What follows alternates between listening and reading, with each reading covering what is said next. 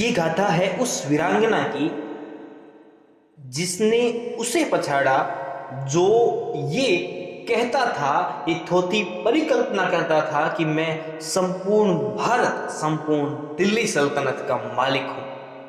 मैं बात कर रहा हूं अकबर की। किरणा देवी और अकबर। एक किस्सा है, सुनिएगा।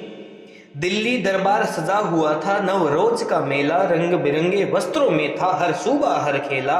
बुर्का ओढ़ अकबर आया सौंदर्य खोजने को, मुगल नजरें ताक रही थी नारी रत्न चुराने को। चमकी मेले में जैसे हो दीप जले उजियार, आई एक कन्या राजसी तेजस्वी अवतार। नेत्रों में था तेज जो नभ में बिजली दमके, चरणों में हर चाल लगे जैसे गगन थर्राए। शक्ति सिंह की पुत्री थी वो, प्रताप की थी भान, पृथ्वीराज की अर्धांगिनी राजपुताना शान। हाड़ी रानी की परछाई राणा सांगा की ज्योति, किरणा नाम था उस नारी का स्वाभिमान की मोती। रूप देख मन डोल उठा सम्राट अकबर का, लालसा में बहक गया बुद्धि हुई धूमिल सा। पति को भेजा रणभूमि में रची कुटिल साजिश, किरणा को संदेशा भेजा छल की गहरी विष। जब अकबर ने किरणा देवी को उस वहां देखा मेले में, तो उसका मन डोल गया, क्योंकि अकबर तो वैसे ही नवरोज का मेला लगाता था, उसमें महिलाओं को लेके जाता था अपने साथ, वो भोग विलास करता था। तो जब किरणा देवी को देखो तो मन डोल गया, और जब उसके बारे में छानबीन की तो पता चला ये तो भाई पृथ्वीराज राठौड़ की पत्नी है। तो उसने पृथ्वीराज राठौड़ को, भाई पृथ्वीराज राठौड़ तो उसके दरबार में था, भाई अकबर के दरबार में, तो उसने पृथ्वीराज राठौड़ को अपने मतलब जो युद्ध चल रहे थे उस युद्ध में, एक युद्ध में उसके साथ जो है भेज दिया। कहा कि भाई इनको भेज दूंगा, आज फिर इसको बुला लूंगा, मैं पृथ्वीराज राठौड़ की पत्नी को बुला लूंगा, किरणा देवी को बुला लूंगा, और सुबह तक वापस भेज दूंगा, पृथ्वीराज को पता ही नहीं चलेगा। ठीक है, तो ये उसने साजिश रची थी अकबर। तो रूप देख मन डोल उठा सम्राट अकबर का, लालसा में बहक गया बुद्धि हुई धूमिल सा। पति को भेजा रणभूमि में रची कुटिल साजिश, किरणा को संदेशा भेजा छल की गहरी विष। किरणा पहुंची मुगल महल में राजधर्म निभाया, पर नीयत थी काली भीतर शत्रु ने जाल बिछाया।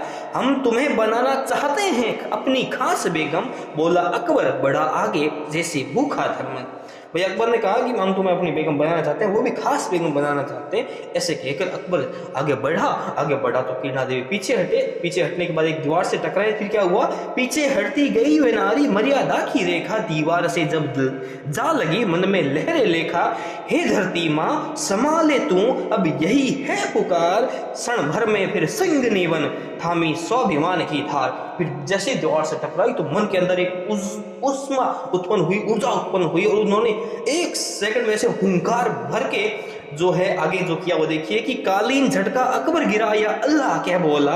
किरणा चढ़ बैठी छाती पर तेज दृष्टि से डोला, कटार निकाली आंचल से गर्दन पर रख दी तीखी। अब बता आखिरी इच्छा क्या है या करूं रेखा सीधी। तब किरणा देवी ने अकबर ने कहा कि बता तेरी आखिरी इच्छा क्या है, या तेरी गर्दन सीधी कर दूं, मतलब गर्दन काट दूं। तब अकबर ने कहा, डर से कांपा सम्राट बोला, तुम हो दुर्गा स्वरूपा, क्षमा करो मां मैं नहीं समझा तुम हो शक्ति अनुरूपा। गौ समान मानो मुझे कहकर वह गिड़गिड़ाया। किरणा बोली, तूने धर्म ध्वजा तले सत्य छिपाया। अकबर ऐसा करके गिड़गिड़ाया, बहुत गिड़गिड़ाया, मतलब अपना कान पकड़े, अपने नाक रगड़ा उन्होंने। तब जाके किरणा देवी ने मतलब उस पे तरस आ गया, उसको छोड़ दिया। छोड़ा उसे सिंगनी चली, निज सम्मान लौट आई। राजपुताना की एक हुंकार सल्तनत में कहर लाई। कसम खा मां की कुरान की, नारी को मां समझेगा, ना नवरोज मेला होगा, ना अब कोई अपमान करेगा। अकबर बोला सौगंध है, अब सिर झुकेगा मेरा, हर स्त्री को देखूंगा बेटी, अब होगा न्याय गहरा। अब अकबर ने भी इतनी, मतलब जब किरणा देवी ने उसके अपने गर्दन पे कटार रख दी और उसके ऊपर बैठ गई, तब अकबर ने अपनी जान की भीख मांगी, गिड़गिड़ाया, और किरणा ने कहा कि तुझे अपनी माँ की, तुझे अपनी कुरान की कसम खानी पड़ेगी, और तुझे कहना पड़ेगा कि मैं अब नारी को माँ समझूंगा। तब अकबर ने कहा कि सौगंध है मुझे, अब सिर झुकेगा मेरा, हर स्त्री में देखूंगा बेटी, अब होगा न्याय गहरा। कि ये सब तो मानूंगा, और साथ में जो स्त्री दिखेगी उसको बेटी की तरह देखूंगा, और सर मेरा झुकेगा। नवरोज मेला फिर ना हुआ, नारी का मान बढ़ाया, इतिहास सदा गाएगा गाथा, मुगलों को जिसने ललकारा। ये थी किरणा देवी की बारे में और अकबर के साथ जो एक संजोग बैठा था उनका, उसके बारे में घटना का वर्णन मैंने आपके साथ किया है। कैसा लगा आपको हमें बताइएगा। ठीक है, मिलते हैं अगली बार।